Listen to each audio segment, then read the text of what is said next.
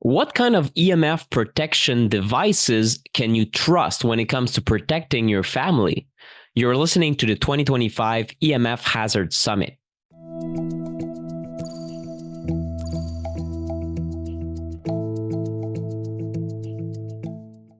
My name is Nick, the EMF Guy Pinot, and this is the EMF Hazard Summit, Protect Your Children. In this discussion, Dr. Leland Stillman will reveal what he considers to be effective EMF protection for you and your family. He'll also explore strategies to adopt a more mindful approach to using technology. Dr. Leland Stillman studied biology and environmental health at Connecticut College and received his medical doctorate from the University of Virginia. He has a long-standing interest in alternative medicine and now focuses on functional and integrative medicine in his practice. I'm here today with Dr. Leland Stillman. Dr. Stillman, how are you? I'm great. How are you? I'm great. I heard about your work through is it the World Council of Health that are you part of that? I don't know. I don't think so. I guess I would know if I were a part of it, right? Okay. Well, I thought you had maybe presented that. That's my mistake. I saw you present on EMFs and I was surprised because of course there's few doctors, I would say, in the world at this point that know about EMFs, appreciate EMFs. But then of course I saw you, I see behind you, you have the same lamp that I do by Sauna Space. You talk about red light and you're very, very attuned to the new technologies that can help and the new technologies that can harm. And this is really why we exchanged some emails. And I said, okay, well, let me ask this doctor this. What constitutes for you EMF protection? And what is the role of EMFs, let's say, is in children's health, for example? It's a great question. So let's start with really how big is the problem? Clinically, what I've seen is that the vast majority of patients who cut their EMF exposure by any significant proportion report a vague, generalized improvement in their health and may see profound improvements in specific problems. Headaches, anxiety, fatigue, depression, you name it. Now, sometimes it's not all at once. And that's really important to understand because if we're talking about what is effective EMF mitigation or protection, people need to realize even if you do all these things, it's not like body armor. Body armor works instantly. Like this is something where the benefit accrues over time.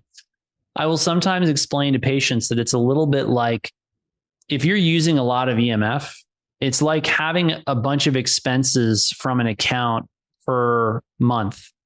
And let's say that you put money in a bank account and you park it there and it gains interest. If the interest compounds, then eventually the curve of growth goes vertical and it becomes much bigger every year, right? And that's actually really, really important because what that means is that when you get rid of EMF, I believe this compounding begins. Maybe it's $5 a month, maybe it's 50, maybe it's 100. So you should expect it to compound over time. So that's really important. And likewise, if you're constantly exposed to it, it just kind of runs the bank account down over time, sometimes insidiously without people even noticing. So that's how I look at it in terms of what should you expect to get out of this? And when I think about what effective EMF mitigation means, it means living a low EMF life. For me, at the top, grade A plus, first place, that means very, very little Wi-Fi, if any. So for example, I'm in an office with a hardwired computer. All of the devices are hardwired. There's no Bluetooth mice, keyboards, speakers, lights, nothing is Wi-Fi. And I live in a suburb with pretty good distance between houses and buildings. And so you can see my EMF levels are zero effectively, which is pretty remarkable for modern America. A lot of suburbs. It's pretty rare that I see someone with a meter that it says zero, right? Well, here in Montreal, you wouldn't get that, for example. Yeah, and it's because I live in Florida near a lot of water. The Gulf, technically, it's a back bay of the Gulf, is 100 yards that way. So anyway, so low Wi-Fi. There's no Wi-Fi on in my house. We don't use any Bluetooth devices. We have, no smart appliances. It's a wonderful, simple life. I strongly recommend it. I do have a cell phone, right? I use this for business. I use it for friends, family. I haven't made the choice to get away from it completely. One day I would like to do that. For me to do that, I'd have to move a couple business systems off of it. And I would have to tell my family and finally just say, hey, listen, this is no longer an option for contacting me.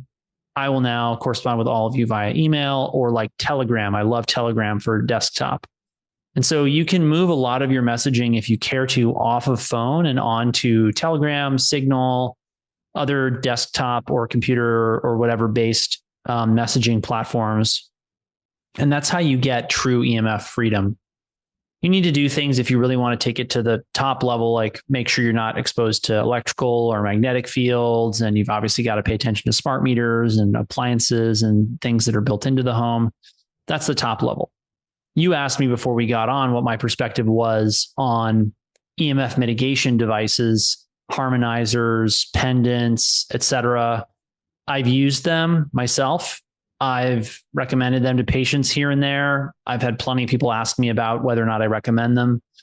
I haven't tested them extensively enough in my practice to have a favorite or have one that I even recommend regularly, because one of the things I've found is that I don't need them in order to get patients well. Even when my patients don't do a lot of tech detox, they still tend to get well. Now, I would like them all to do tech detox, but it's not a perfect world. No one is 100% on board or compliant. That's okay. But when people are interested and are asking about them, I say, look, let's say that you've got this harmonizing energetic pyramid, right? This is great. I hope it works for you. A lot of people say it makes them feel worlds better. It gave them their life back. I love that. I'm glad it's helping people. But this does not change the readings on this. Mm-hmm. And that's really important. What can change the readings on this is if you get even more advanced and intense and you do things like line your home with lead-lined sheetrock, like they use to make clean rooms in the tech industry, which is a lot of money. And as you can probably guess, lead-lined sheetrock is extremely heavy. So that's my basic take on it. If people want to buy them, use them, they enjoy them, good for them, but it doesn't change this number. And from my perspective, does that change what's happening at a cellular level? How can we say that it is? It may be changing something that's happening at a cellular level, but for my time, money, and my health and well-being, I don't rely on those things. I rely on meters and real low numbers in mitigation.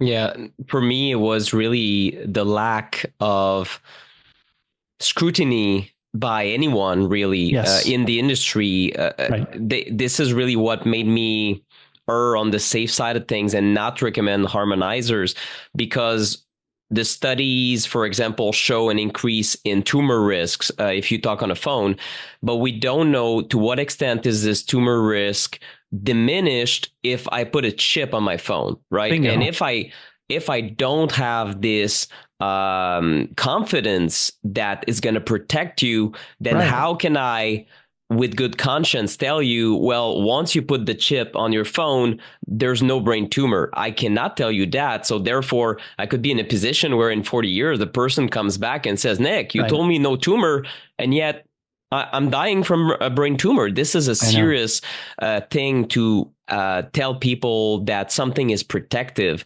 So that was really the issue I have with those. The flip side to that, I'll say, is that I once had a patient sort of, I won't say they got mad at me, but they basically said, we talked about EMF, but you never mentioned this device that later I found out you were using. Why didn't you mention it? And I said, well, I'm using it. That doesn't mean that I endorse it. Doesn't mean that I am sure it works. And, I don't want people to get the idea that these harmonizers and pendants don't have value, because if it allows you to operate do your job, get on with your day, get through your day, get through the night, be the spouse, the child, the parent that you need to be. That's great. What we run the danger of doing as a society, though, is just slapping Band-Aids on this EMF problem rather than actually solving it. It's not sustainable for us to have a high EMF environment by any means, and we will have to do something about it. And so the more we kind of tire patch and get by with harmonizers and pendants and whatever, the more I think we may ultimately be setting ourselves up for failure, just like you mentioned, with things like real, serious end stage or terminal and deadly diseases. Yeah, 100%. And let's talk specifically about EMF mitigation in children, because I know that your wife is expecting soon. That's right. Congratulations again, like I told you before. And for me, actually, I wrote my book in 2016, 2017. My wife got pregnant in 2017. And that's when I told her, and it was a kind of a hard sell, but I told her, Jen, I think I want to turn off the Wi-Fi function in the router. And she said, what are you proposing? We won't have any Wi-Fi at home. Yeah. She was not initially excited about it, because for me it was like, yeah, let's apply what I actually wrote in my book. Like, people are looking to me as like for advice, and I need to walk my talk. And at the same time I told her, okay, Amen. We're gonna put cables and it will be easy. We'll be in your office, and we have a cable near the sofa in my living room where I can plug in my phone. Right. And to this day, we have never used Wi-Fi in this home except maybe 2 or 3 times for technical reasons for the last 7 years. And I'm proud to report that. But what other action steps can parents take to lower their EMF exposure if they have young children or teenagers and they have these concerns? Most common strategies I see in my practice are patients will run hard wires to whatever devices they're using locally. So for example, I've got a hard line going from my laptop out there into the living room where there's a router. Yep. You can do that just across the floor. Doesn't look good. It's a trip hazard, full disclosure, disclaimer, etc. Your other alternative is to run them through the walls. That requires cutting some holes in the drywall, putting in some connections, running the cables, etc. Sometimes you need to use optical switches. Sometimes it gets a little bit complicated, but this is just part of the deal. And, you only have to do it once, which is the beauty of it. It's a home improvement project. And once it's done, it's done. So it's well worth the time and energy to just carve out a Saturday and do it. I haven't used Wi-Fi, consistently from my computer since I discovered how bad it was in late 2017. So it's been 7 or 8 years for me as well. Just like you. So, that's the number one thing I see patients doing. The other thing that I recommend to people is get used to having your phone on airplane mode. It is not normal for humans to be connected to one another at all times. People have gotten used to it. They've actually gotten sort of addicted to it. It's created a lot of very poor boundaries, unhealthy relationships, neediness, clinginess, people who don't feel safe when they don't know that they can get their best friend on the phone, in 5 minutes or 10 seconds. This isn't healthy. We're not designed to be constantly interrupted. It doesn't work for our central nervous system. One of the people ask me, how do you do it all? How do you write blog posts and see patients and have a business and have this web presence that you have and have a family and have friends and get 8 hours of sleep at night? And one of the absolute most important secrets to my success is that there are almost no interruptions in Dr. Stillman's day. My day is managed. It's like blocks of different appointments. And when they're done, and we get everything done during the day. And then at night, I get to just relax and enjoy my life with my family. And this thing, airplane mode. It's on airplane mode probably 22 hours a day. And the 1 hour that it's not on airplane mode, or 2 hours it's not on airplane mode, and that's generally speaking, right? I might be looking at social media, catching up with friends. I might be calling colleagues. I might be working with my team on something. I might be checking text messages, but it's mostly meant to just be purely a communication device for me. I'm not watching videos. I'll listen to podcasts on it too, though, actually, in airplane mode. I'll download them to the device. And I'll also, by the way, hardline the phone, because you can do that too. At least I think iOS has this, but I use an Android, and the Android has a USB-C to DSL connector that you can use to connect it. And so I can do things like download podcasts and stuff. So really, when am I using wireless connections or wireless devices on a regular basis other than my phone? That's it. Yeah, that's good. And you can still use on all iPhones, at least. Yes. I'm crossing fingers that this lasts in the future, because you never know with these manufacturers. It's not like the Ethernet feature is that popular. I see it being popular maybe for people who do studio work and have iPhones and want to be on Ethernet, because of course the Ethernet is a more reliable type of connection compared to wireless. Even if you have 5G and it blasts you, you might have intermissions or interference, and through the cable is just even faster, which is just another reason to kind of use it. In the morning, usually I plug my iPhone with a USB-C to Ethernet converter. Actually, mine is a lightning port, because my iPhone is before, I think, the iPhone 15.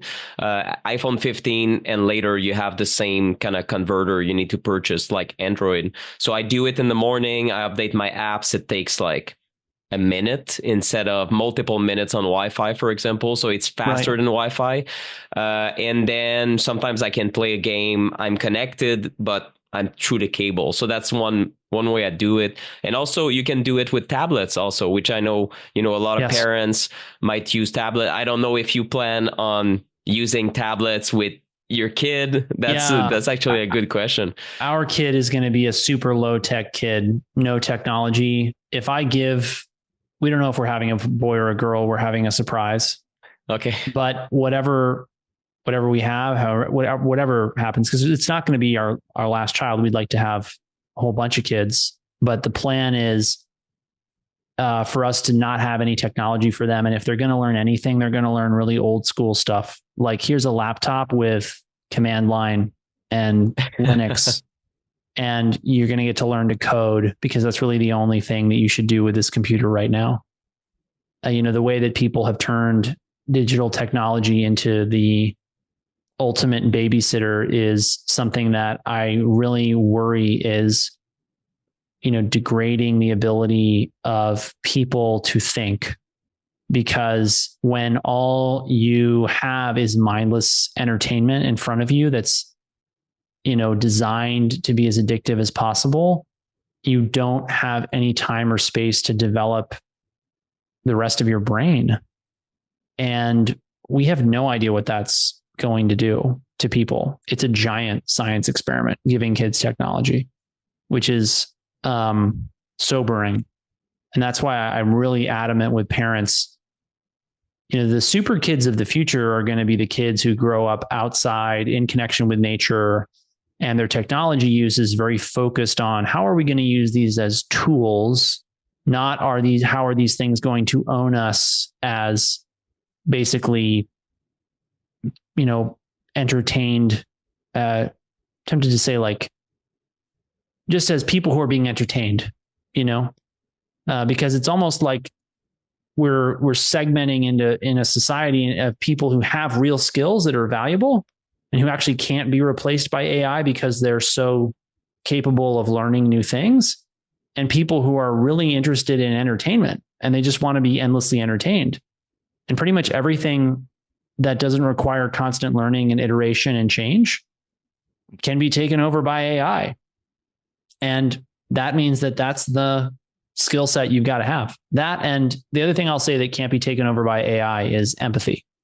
AI cannot have empathy. It could fake it. You could have a very empathetic AI avatar, but people are going to be, valued, loved, employed for their ability to provide empathy. And one of the reasons I don't like wireless technology and technology in general is it pulls people away from the activity of giving empathy. And that's why we have a loneliness epidemic when we have a society that's never been more plugged in and entertained. Yeah. What do you tell parents that clearly are either themselves addicted or have kids that seem to be addicted to technology, and you just know that this is one of the main issues? First of all, I tell them that that we may get to a point where we can't make any progress if this thing doesn't change. Because I've seen that happen, and I hate for parents or just patients in general to waste and I don't know if I like to say waste, but spend time and money trying to do all the things we do at the practice: supplements, lab tests, bioidentical hormones, various other treatments and protocols we recommend, lifestyle changes, and not get results. I'm really all about results. And so I've had cases where technology was so much a problem that it hamstrung everything else we were doing. So I like to prepare them for that. And then my general recommendation is, this is an addiction. We need to face it as such. We need to get these kids off of this stuff. If you can't, you can't. All you can do is be a good parent. And that's obviously a whole nother conversation. I like recommending, my favorite book on parenting is actually Dare to Discipline by a guy named James Dobson, who wrote that years and years ago. But it's really important. And for parents who are just starting out and who are getting to choose how they're going to run their families, I recommend what we're doing, which is having a very low tech house. We have no television at all. There's no Netflix, there's no Hulu, there's no Disney Plus, there's no streaming services. We're either spending time together as a family, or we're reading books on our own, or we're playing board games. And I couldn't be happier with that. Yeah, I agree. We do have a TV, but I think at 6-year-old now, Elliot is 6.5. I think we've succeeded in making that just one of the activities that he enjoys and not the activity. And I think that's really the problem in some kids that I see. It's like TV. And if there's no TV, they get bored or they don't know what to do with themselves. Elliot will just start, and sometimes we have a piece of, I don't know, something that would go in the recycling bin. And he's like, wait a minute, this looks like something I could build. And he goes in his room and shuts the door, and he's like, do not enter for 2 hours. And he's like with cartons and glue and stuff. And now he's like, I created this machine. And I'm like, what is that? Really, just out of his own hands. Yeah. So I think a 6-year-old should see life as a video game. Like, this is exciting. There's so much possibility. So by himself, sort of sad in a way, Nicholas, that you just said they should see life as a video game instead of saying it is like a video game. It was a sad analogy on my part. I agree. It's okay. I get it, because the reality is, like Alfred Hitchcock said, the famous director said, movies are just life with the boring parts edited out. The thing is, the boring parts have a role to play in your personal development. Every personal development system, guru, teacher, mentor, program will be somewhere in the mix. They're going to be like, you've got to do hard stuff, and you've got to do boring, hard stuff every day for a really, really, really long time, longer than you think you need to. And that is what will build your character. And, mindless entertainment is the escape from that. And it's why we have such an immature society now, which isn't to say that we ever had a terribly mature society, but I do think it has gotten worse in a lot of areas, in a lot of ways. I also want to mention to parents who are listening to this and wondering, how on earth can I make this happen? Because the obvious thing that Nick and I haven't talked about is, if you're going to not have your kid have an electronic babysitter, you need support. And so my wife and I set up our lives so that we've got our in-laws, my mother and father-in-law, 20 minutes away. And we're very close with them, so they can come over and help with childcare. We've networked with other parents and families around here who are like-minded. So Michelle is already planning to have a group of women. She already has them all. She already knows them all. She goes to a women's church group on Thursday mornings that's all young moms, and a lot of them are homeschooling and have multiple kids. Well, if you just pick one mom's house to go to one day a week each, you've got a rotating venue for combined childcare, and you've got multiple other hands. Like one mom can watch 4 or 5 kids and make sure they're all playing together nicely. And then 2 or 3 moms can tackle meal prep, house cleaning, cooking food for the family, taking care of any kind of domestic chores like laundry that need to be done. And in that way, we really return to our ancestral template, which was during the day, the women are doing meaningful work that has to be done while also taking care of the children in a communal setting, not all alone in their little suburban house. That's what led to the epidemic of, psychiatric. There's a lot more there actually that we could unpack, but that's largely what I think has led to a lot of the mental illness that we see in this country, where people are sad, depressed, anxious. They're sad and depressed and anxious a lot of the time because they have no community. They're sitting around at home. And even though they have meaningful things to do, whether that's housework or, a career, they need in-person connection, in-person interaction. They need real authentic connection, and they're missing that. And technology only pulls us further away from that. Yeah, I do feel like this is a good connection call for me, because I feel like we're like-minded, but just you speaking to this, I remind myself of the several years where I was doing this work over Zoom, and just at points feeling depressed. And I'm like, wait a minute, I had all these great connection calls this week. And I just concluded for myself, especially during the pandemic, 2021 is really when it hit hard for me. I realized, geez, these moments in front of my computer, even when I'm meeting someone super interesting, yes, and even if that's like a world-class expert on EMFs, and I'm so grateful and I feel so connected, it kind of gives me 20% of the pleasure of a real interaction. It is just minute, and it doesn't last. And we have found the exact same thing in the practice. Every doctor I know who's done in-person versus virtual, they might like the flexibility of virtual initially. They might like the lack of overhead, a brick and mortar, rent, right? Mm-hmm. Utilities, all that. They might like to be able to work from their laptop in wherever for a little while. But at the end of the day, they come back to this sinking feeling of, I don't get the same connection with my patients over Zoom that I have when they're in person. So that's why I was really excited this year. A couple months ago, we actually leased a space here in Naples to see patients in person. And I've been seeing patients in person for about a year, but in different spaces, subletting from friends, because we just need a couple days a month. And it's been amazing. The connection I feel to people who I've seen in person for an hour is just a different character than that's virtual. So I love it. This is great. And, this went deeper than I thought, but you're a great philosopher in a sense. Thank you. And I really loved it. And do you have anything that you wanted to mention to parents as parting words? I know maybe the number one issue I see after my summits is overwhelm.